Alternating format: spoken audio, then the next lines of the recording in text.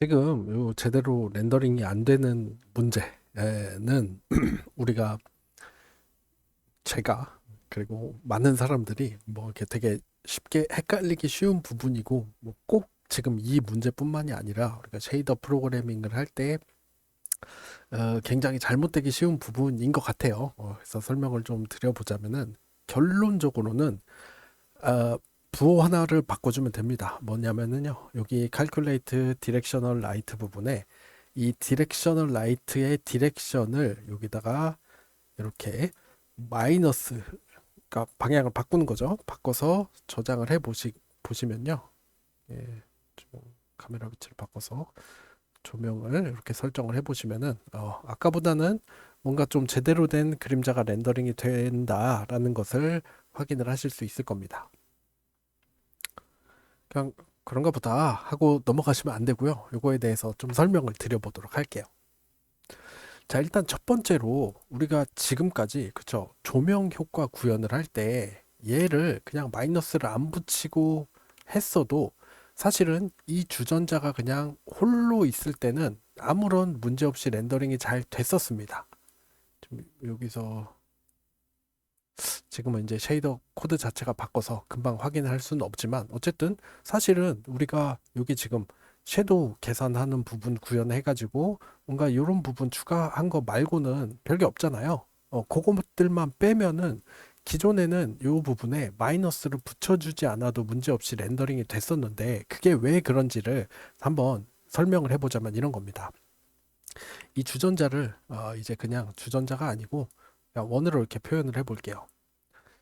자, 우리가 조명 효과를 계산을 할 때 여기서 디렉셔널 라이트가 이렇게 벡터로 정의되어 있다고 해봅시다.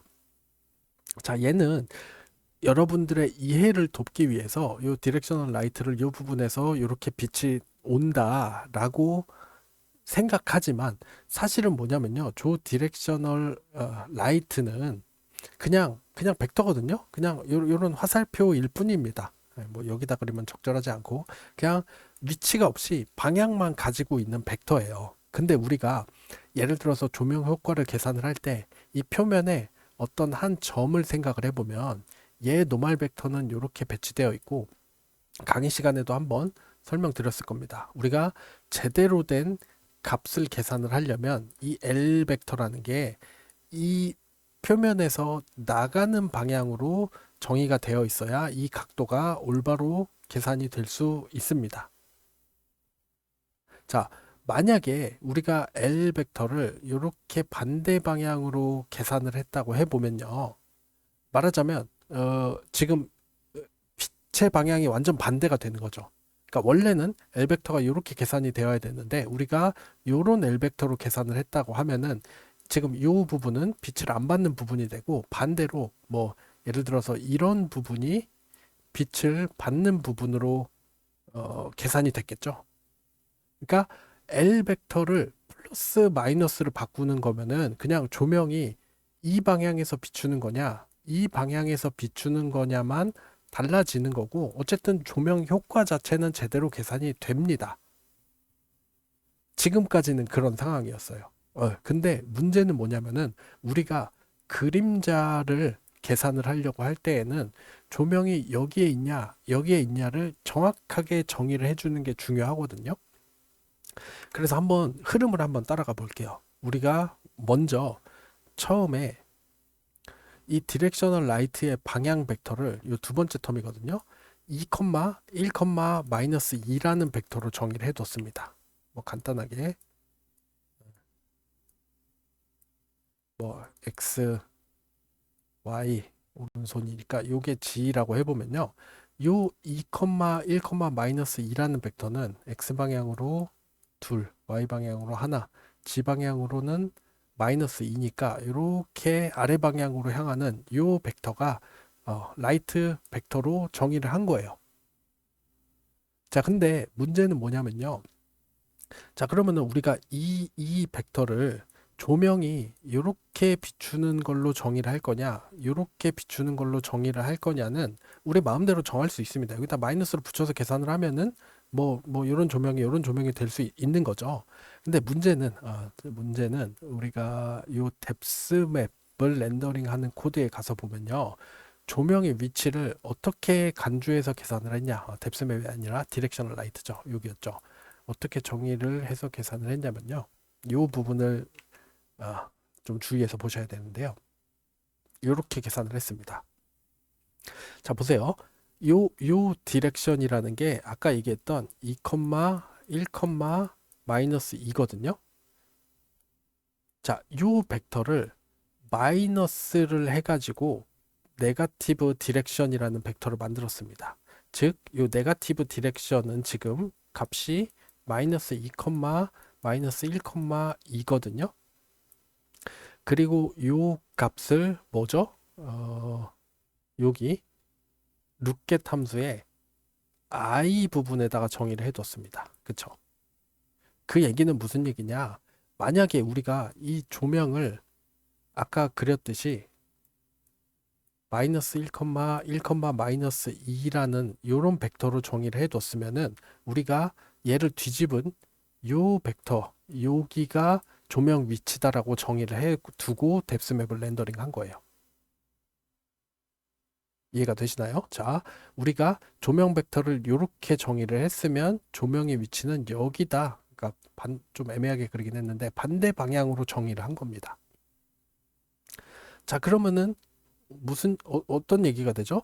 우리가 지금 조명이 여기에서 이렇게 비추는 상황으로 그림자를 계산을 했으니까 이제 라이트 벡터도 여기서 이렇게 향하는 방향이 L 벡터가 돼야지만 제대로 된 계산이 수행된다는 거예요. 이해가 되시죠? 아까 그렸던 그 상황. 조명이 여기에 있는 것처럼 우리가 뎁스맵을 렌더링 했으면은 L 벡터는 이렇게 돼야 된다는 겁니다. 이렇게 되면 안 된다는 거예요. 그림자를 그리지 않을 때에는 조명이 여기서 비추는 것처럼 그냥 L 벡터를 계산해도 주변에 아무것도 없기 때문에 조명 방향이 뒤집혔다는 것도 알지 못합니다. 근데 지금 그림자가 있는 상황에서는 우리가 첫 번째 뎁스맵을 렌더링 할 때 정의된 그거를 따라서 L 벡터를 올바로 정의를 해야 된다는 거예요.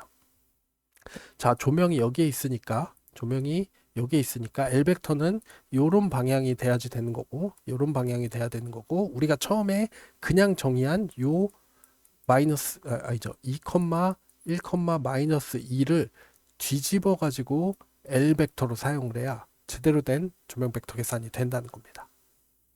이게 조금 헷갈릴 수 있는 부분이긴 한데 아까 제가 말씀드렸던 이 코드에서 조명 위치, I 위치가 어떻게 정의가 됐고 만약에 그 2, 1, 마이너스 2라는 게 쉐이더로 프래그먼트 쉐이더로 그대로 넘어가서 안 뒤집고 사용을 하면은 벡터가 어떻게 뒤집히는가를 여러분들이 머릿속으로 한번 잘 생각을 해보시면 좋을 것 같습니다. 그렇기 때문에 우리가 얘를 마이너스로 뒤집어야지만 제대로 된 조명 효과와 그림자를 볼 수가 있어요. 지금은 평면이 있고 주전자가 이렇게 있으면 조명이 이렇게 비추고 있어서 제대로 뭔가 렌더링이 안 되고 있는 거고요. 우리가 조명의 위치와 방향을 조금 바꿔보면은 이렇게 어쨌든 아까보다는 나은 그럴싸한 결과를 볼 수 있습니다. 요게 첫 번째 수정 사항이었고요. 두 번째 수정 사항은 뭐냐? 딱 봐도 이상한 얘네들 없애줘야지 되겠죠. 당연히 없애주는 건 쉬운데 왜 얘네들이 나타나고 있냐가 감이 오시면 여러분들은 조금 컴퓨터 그래픽스에 좀 센스가 있으신 분들일 것 같습니다.